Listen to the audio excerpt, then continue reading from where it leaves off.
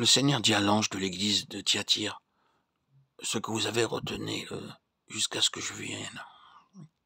Apocalypse 2, 25. À l'ange de l'église de Sardes, il déclare, je viendrai comme un voleur et tu ne sauras pas à quelle heure je viendrai à toi. Apocalypse 3, 3. Et à l'ange de l'église de Philadelphie, le Seigneur met en garde, je viens rapidement. Apocalypse 3, 11. Le Seigneur parle de son retour à ces trois églises. Nous présumons donc que le caractère en particulier de ces trois églises se manifestera jusqu'à son retour. L'église de Laodicée est la dernière de la liste. Ce qui la caractérise continuera d'exister avec l'état des trois églises déjà citées, jusqu'au retour du Seigneur. Étant donné que le Seigneur parle de son retour aux trois églises de Thyatire, de Sardes et de Philadelphie, le moment de ce retour doit être de plus en plus imminent. En fait, ces paroles indiquent une telle progression à l'église de Thyatire. Par exemple, il dit « jusqu'à ce que je vienne », comme si son retour était encore éloigné. À l'église de Sardes, cependant le Seigneur déclare « je viendrai sur toi », voulant dire que son retour est plus défini. À l'église de Philadelphie déclare « je viens rapidement », voulant nous montrer que son retour est imminent. C'est pour cette raison que l'Église doit veiller et doit se préparer pour rencontrer le Seigneur. Ainsi, les 4 dernières de ces 7 églises avaient leurs traits particuliers continueront d'exister jusqu'au retour du Seigneur.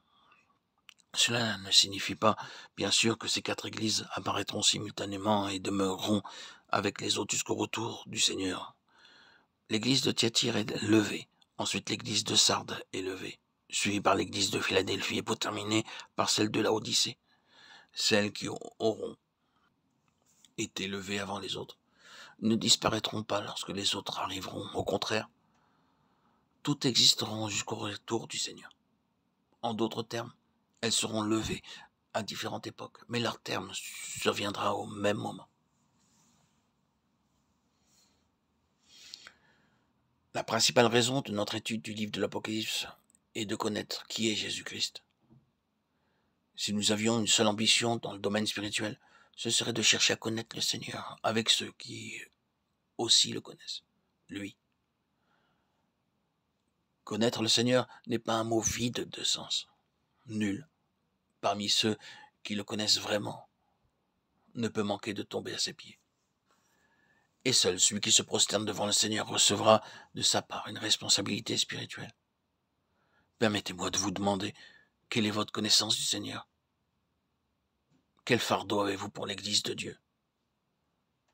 Si vous êtes fidèle et retenez ce que vous avez en demeurant ferme dans la foi, vous resplendirez comme les étoiles dans le ciel, et vous deviendrez des vases utiles dans la main droite du Seigneur.